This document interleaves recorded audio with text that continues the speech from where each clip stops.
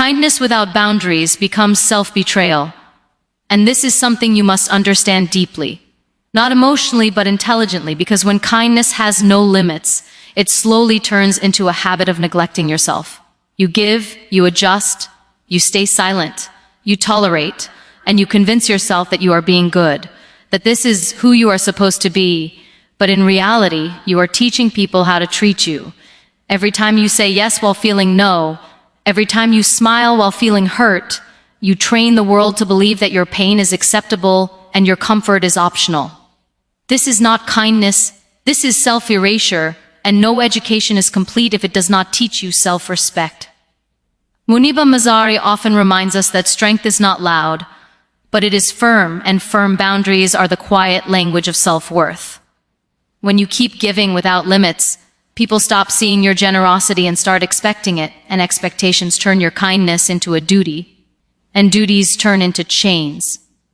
You feel tired but guilty for resting, hurt but ashamed for speaking, drained but scared of stepping back, and slowly your confidence collapses because you have made everyone else a priority and yourself an afterthought.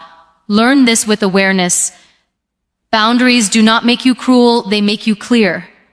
A clear person is respected, even if not always liked, and being liked has never built a strong life, but being respected always has.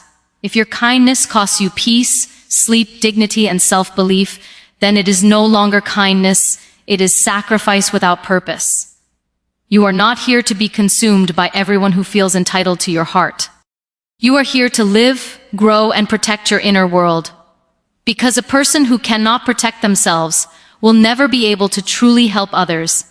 They will only keep breaking quietly while calling it goodness. Saying no is a skill, not a sin. And you must train yourself to use it with confidence, not apology. Because every unnecessary yes slowly steals a piece of your time, your energy, and your self-respect. From a young age, we are conditioned to believe that refusal is rude, that disagreement is disrespect, and that boundaries are signs of arrogance. But this belief is one of the most dangerous lessons society teaches. Education is not only about learning what to accept, it is about learning what to decline. Because a life without the ability to say no becomes a life controlled by other people's demands. Muniba Mazari often speaks about courage, and courage is not always standing in front of a crowd. Sometimes it is standing alone with your decision, and not explaining it to everyone who questions you. When you say no without guilt, you protect your priorities, and when you protect your priorities, you protect your future. People may react, they may label you selfish, cold, or changed, but understand this clearly. Their discomfort is not your responsibility. Your responsibility is to live aligned with your values, not trapped in someone else's expectations. Saying no teaches people how to treat you, and it teaches you how to respect yourself. It reminds you that your time is not unlimited, your energy is not renewable, and your peace is not negotiable. Each no you speak is a yes to your growth, your focus, and your emotional health. Do not weaken your voice by softening your truth just to be accepted. A calm, clear no is more powerful than a resentful yes, because resentment poisons relationships while honesty gives them a chance to survive. When you stop fearing rejection and start honoring your limits, you stop living reactively and start living intentionally. And an intentional life is the foundation of confidence, clarity, and inner strength. Self-respect is the foundation of healthy relationships, and without it, every connection you build will slowly become a place where you shrink instead of grow. You cannot expect others to value you when you constantly undervalue yourself through silence, tolerance, and over-explanation. Every time you accept disrespect just to keep someone close, you send a message louder than words that your boundaries are flexible and your dignity is negotiable. This is not love. This is fear, and fear has never built a strong relationship. Education of the heart teaches you that love does not demand self-destruction, it requires self-awareness. Muniba Mazari often reflects that pain can either break you or build you, and self-respect is what decides the outcome. When you respect yourself, you choose honesty over comfort, clarity over confusion, and courage over silence.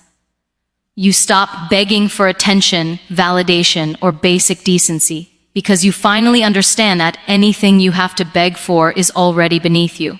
Healthy relationships are not built on fear of loss, but on mutual respect, and mutual respect only exists when both sides know their worth. If you are constantly afraid of being abandoned, you will accept behavior that slowly abandons you from the inside. Self-respect teaches you to walk away from what harms you, even when your heart wants to stay, because growth often demands emotional discipline. It reminds you that loneliness with dignity is far healthier than companionship with humiliation. When you respect yourself, you attract people who respect boundaries, value honesty, and understand balance, and those who cannot handle your standards will naturally exit your life. Let them go. Not everyone who leaves is a loss. Some departures are protection. You are not responsible for managing other people's emotions at the cost of your own mental peace. The moment you choose self-respect, your relationship, peace change, your voice strengthens, and your presence becomes powerful. Because a person who knows their worth does not need to prove it, they simply live it. People-pleasing weakens purpose and confidence. And this truth must hit you hard, because every time you shape yourself to fit someone else's comfort, you slowly lose sight of who you are and why you exist. When your decisions are driven by fear of disapproval, your life stops being intentional and starts becoming reactive. You wake up asking what others expect instead of asking what you need. And that is where confidence begins to die quietly. You become busy but not fulfilled, surrounded but not supported, praised but not respected. Education teaches you goals, but awareness teaches you direction, and people-pleasing destroys direction by pulling you in 10 different ways at once. Muniba Mazari has often spoken about owning your story, and you cannot own your story if you are constantly editing it for others' approval. When you try to keep everyone happy, you end up disappointing the most important person in your life, yourself. Your purpose demands focus, and focus demands the courage to say, "This is who I am, and this is what I stand for." People-pleasing teaches you to lower your standards, dilute your opinions, and silence your instincts, and over time, you start doubting your own voice. That doubt turns into hesitation. Hesitation turns into fear, and fear turns into a life half-lived. Understand this clearly. Confidence is not built by applause. It is built by alignment. When your actions match your values, confidence grows naturally. Some people will be uncomfortable with your growth, your boundaries, your clarity, but their discomfort is proof that you are no longer controllable. You are not here to be liked by everyone. You are here to live with integrity and purpose. The moment you stop performing for acceptance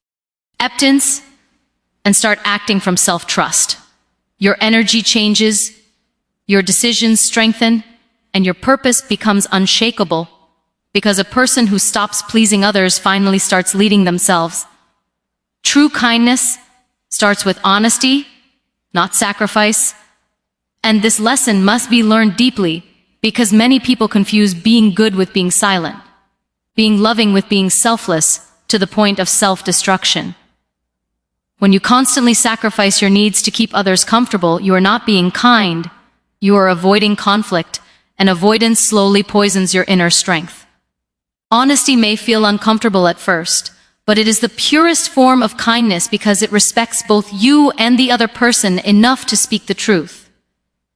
Education teaches you manners, but wisdom teaches you authenticity, and authenticity is where real kindness lives. Muniba Mazari often reminds us that healing begins with truth, and without truth, even the most beautiful intentions collapse under the weight of resentment. When you hide your feelings to protect others, you teach them that your emotions do not matter, and over time you start believing that lie yourself. This is how kind people become bitter. Not because they gave too little, but because they gave dishonestly. Real kindness does not mean agreeing with everything, tolerating disrespect, or carrying emotional burdens that are not yours. Real kindness means being clear, being fair, and being brave enough to express what you feel without aggression or guilt. Honesty protects relationships from silent damage because unspoken pain always finds a way to speak later, usually through anger, withdrawal, or emotional exhaustion. When you choose honesty, you give others the chance to grow, to correct, and to understand you. But when you choose sacrifice, you rob them of that opportunity and punish yourself instead. Kindness that costs. Your self-respect is not noble. It is harmful. You are not responsible for keeping everyone comfortable at the expense of your own truth. Speak gently, but speak clearly. Stand firm, but stay compassionate. When your kindness is rooted in honesty, it becomes sustainable, powerful, and healing. Because it does not drain you, it strengthens you. And a strong person can give far more than someone who is quietly breaking inside. Strength and compassion must walk together. Because when strength exists without compassion, it becomes harsh, and when compassion exists without strength, it becomes self-destruction. You cannot survive this world with a soft heart alone, and you should not survive it with a hard heart either. Education of life teaches balance, and balance is what keeps you human without becoming helpless. Being strong does not mean being cold, and being compassionate does not mean being available for abuse. True strength is the ability to protect your heart without closing it, to feel deeply without allowing yourself to be broken by every demand and expectation placed upon you. Muniba Mazari embodies this balance by showing that resilience and tenderness can exist in the same soul. When you lead with compassion alone, people may take advantage of your empathy. But when you lead with strength guided by compassion, people learn to respect your limits while still feeling your humanity. This is how you build emotional maturity. Strength allows you to say no. Compassion allows you to say it kindly. Strength allows you to walk away. Compassion allows you to do so without hatred. Without compassion, strength turns into ego, control, and emotional distance. And without strength, compassion turns into guilt, overgiving, and silent suffering. Life will test you. People will test you, and circumstances will push you to extremes, but your power lies in not losing yourself in either direction. You are allowed to be firm and gentle, assertive and understanding, confident and caring at the same time. This balance is not weakness, it is mastery. When you combine strength with compassion, your words carry weight, your presence brings calm, and your boundaries feel safe rather than threatening. You stop reacting and start responding. You stop proving and start choosing. And in that space, you grow into a person who can stand tall without stepping on others, and care deeply without losing themselves, because the most powerful people are not the loudest or the hardest, but the ones who know how to be strong without losing their heart.